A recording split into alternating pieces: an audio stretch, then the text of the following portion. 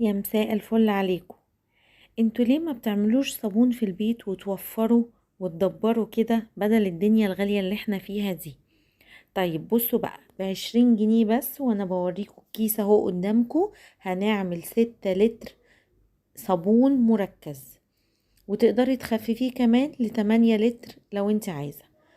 الصابون اسمه هاي لوكس، بتجيبيه من عند اي صبانة، بيبقى جواه كيس معجون وكيس سايل كده، وهنقلبه مع بعض ونعمله مع بعض في الفيديو النهاردة. سهل خالص، وكمان مكتوب عليه ازاي تعمليه لأول مرة، وكمان مكتوب ان هو خالي من الفورمالين علشان ايديكي، ودي حاجة برضو مهمة جدا جدا. انا بوريكي كل محتويات المكتوبة على الكيس، وكاتبين جربيه هتغيري اللي اتعودتي عليه.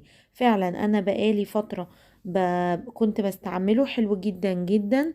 وجربت نوع تاني على القناة هنا لو عايزين تشوفوه، اسمه سوبر ليمونة، ارجعوا للفيديو اتفرجوا عليه.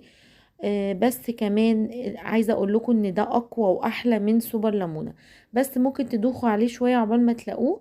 حاولي تدوري عليه، حلو جدا جدا. وفي منه الاصفر وفي منه اخضر وفي منه كمان بريحة التفاح. كل الروائح بتاعته حلوة قوي قوي، وريحة الليمون ده قوي جدا في المواعين، بيلمع كده الكوبايات، ولو غسلتي بيه البوتاجاز بيبقى تحفة. يعني حلو في كل حاجة مش بس للمواعين. طيب انا هنا بقى فضيت كيس البودر، وفضيت الكيس التاني اللي فيه الخليط السايل ده. خلي بالك كويس وانتي بتقلبي الاتنين في بعض. هو يعتبر ان فيه مادة بوتاس بس خفيفة. بقلبه كده الاول، امزج المكونات في بعضها قبل اضافة المية. يعني حاولي تقلبيه كويس قوي كده قبل ما تضيفي المية. هنبتدي بقى نضيف المية مع بعض شوية شوية، تحطي بالتدريج. بصوا الازازة دي 1.5 لتر، بتحطي بالتدريج، ما تحطيش مرة واحدة. ويا ريت المية كمان تكون مية فلتر علشان ريحته ما يغيرش معاكي لو قعد عندك وركن كتير. انا ممكن بعمله بيقعد عندي بال3 شهور، ولا ريحته بتغير ولا لونه بيعكر ولا الكلام خالص اللي بيجيلي على التعليقات على اليوتيوب. في ناس بتقولي انا عملته وعكر معايا بعد اسبوع، او ريحته غيرت او فصل عن بعضه، يبقى انت ما دوبتوش كويس في المية. انا خلصت كده 1.5 لتر، وابتديت ان انا احط 1.5 لتر التانيين. برضو بحط تدريج، يعني انا بقلب، وممكن ابني بيحط لي بالراحة خالص.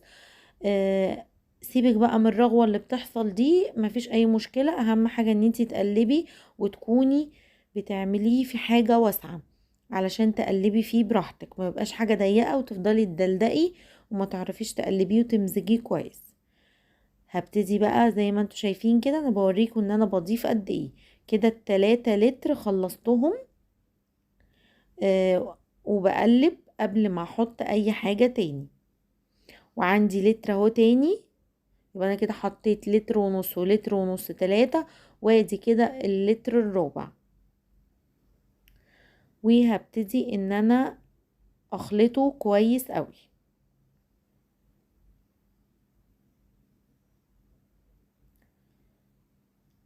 هتوفري كتير قوي لو عملتيه في البيت. دلوقتي الجيركن الصغير ال2.5 بتاع البريل بقى ب70 جنيه، ومش بيقعد 2 لتر بس. ياكي انتي بصي هتعملي كمية قد ايه، هوريكي دلوقتي كمان في اخر الفيديو انا عملت قد ايه. من 20 جنيه. وفي اللي هو بيعمل 8 لتر ب25 جنيه، بيبقى مكتوب عليه السعر. خلاص انا كده خلصته خالص. بعد ما بتخلصيه بتسيبيه. انا كنت عاملاه بالليل وسبته لغاية الصبح. هنا بنتي كانت بتقلب فيه. الرغوة بتاعته خلاص بتخلص خالص، يعني الرغوة اللي كانت موجودة دي راحت خالص. شايفين بقى التقل والسمك بتاعه؟ لو انت عايزة تزودي لتر كمان من المية زودي، عايزاه تسيبيه تقيل كده تمام. هنا بقى انا حطيت فنجان صغير من الخل الابيض، على ده بيخلي الصابون ما يتراكمش على المواعين، وللتعقيم كمان للكوبايات، وبيدي لمعة حلوة قوي. وتقدري كمان تحطي معلقتين كربوناتو برضو كويس جدا، بس لو ايديكي بتتعب بلاش موضوع الكربوناتو ده خالص. بصوا انا فضيتهم بقى في الازايز، بس حبيت اوريكم الرغوة بتاعته. يعني كان في حبة كده في اخر الطبق.